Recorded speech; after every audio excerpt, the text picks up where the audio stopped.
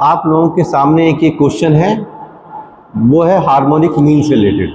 अब harmonic mean में जो क्वेश्चन आप लोगों के सामने आ रहा है, उसमें सबसे पहले क्या दिया हुआ है कि एक ट्रेन है, वो 25 किलोमीटर की दूरी 30 किलोमीटर पर आवर के हिसाब से तय करती है। फिर है 50 किलोमीटर की दूरी 40 किलोमीटर पर आवर के हिसाब से।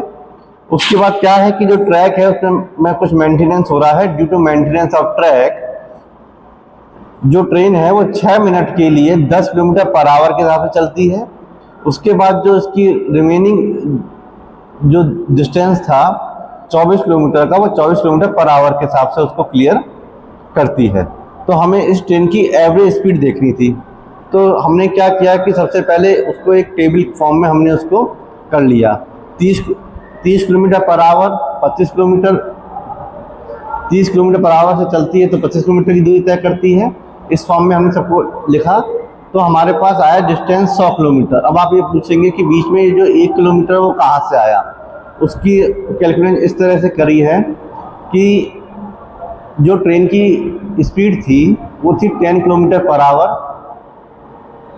और वो 6 मिनट में करती है, तो 10/60 इंटू 6 मिनट, तो 1 किलोमीटर की दूरी उसने तय करी थी जब वो ट्रेन 10 किलोमीटर पर आवर के हिसाब से चली थी।